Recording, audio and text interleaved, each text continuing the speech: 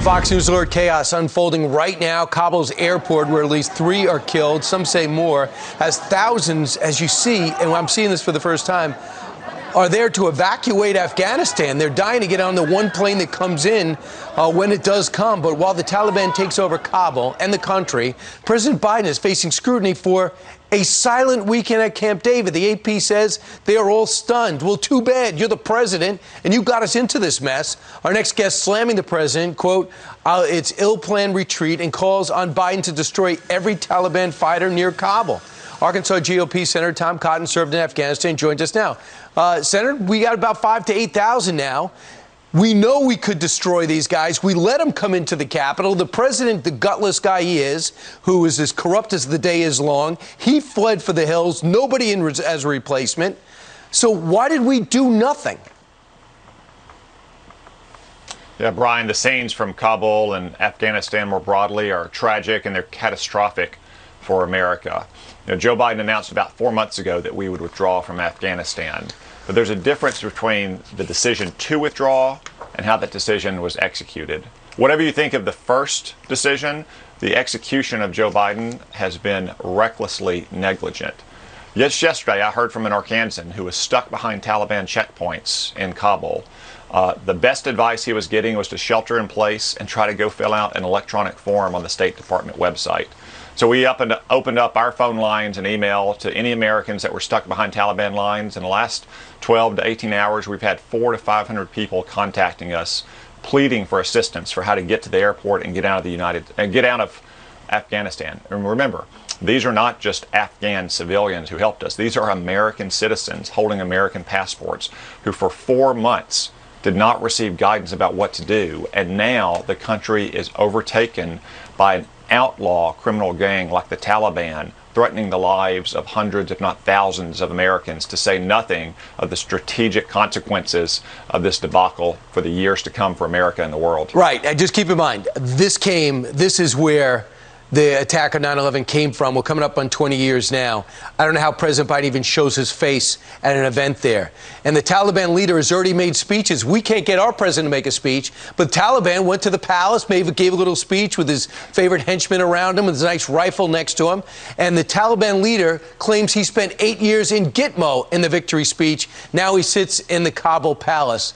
Man, this was all self-inflicted. We let him out, probably never should. Negotiated with the Taliban 5 from there. We never should.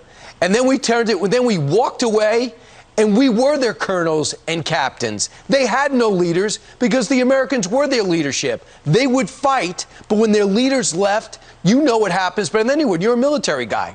They had no leadership.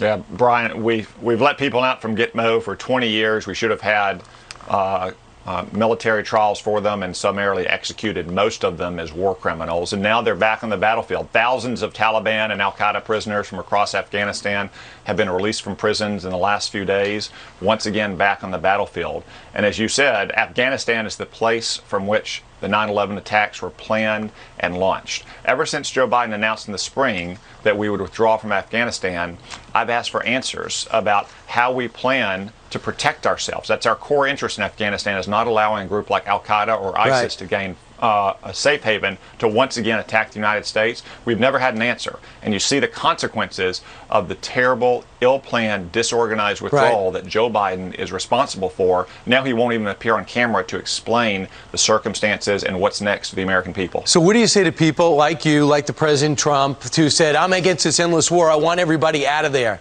Do you guys have a leg to stand on to be critical of President Biden? Well, Brian, as I said, there's a difference between the decision to withdraw and how this decision was executed. The last 3 presidents have all wanted to get out of Afghanistan. I understand the sentiment, but the consequences of that withdrawal are now being played out on TV.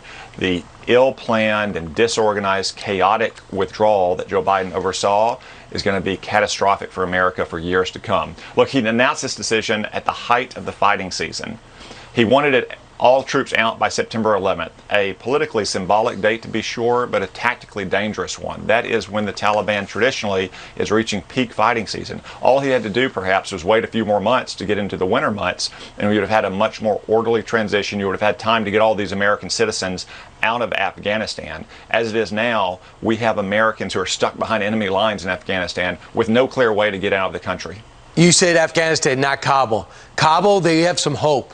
Are we going to be sending our choppers into Afghanistan, into Jalalabad and Kandahar, where some of our people, allies, and Americans might need some help? Are we going to go into harm's way? And then what if the Taliban shoot at their shoulder-fired missiles, take aim at one of the Chinook helicopters? What do we do then? Are we back in a war that Joe Biden didn't like anymore? So many questions. It's unfolding in real time right now, and I don't know how it ends. But I hate the way what we're experiencing now, Senator. And also, there's a story here. The president of Afghanistan disarmed the Northern Alliance over the last few years. Why would he do that? Legitimate fighters disarmed that would have been able to fight off the Taliban. Yeah, we have to look into that. Yeah, Brian, we do. Right. The situation is so much worse now than it was in 2001. The Taliban's in charge of the whole country. Back then, they didn't control the north. And just look at all the weapons and equipment they've been able to seize as well. And they can claim that they drove America out of Afghanistan in a chaotic, disorganized withdrawal. Yeah, Al-Qaeda's got their party hats on, and they're going to report to Kabul for training. Senator Tom Cotton, thank you. Thank you. Up next.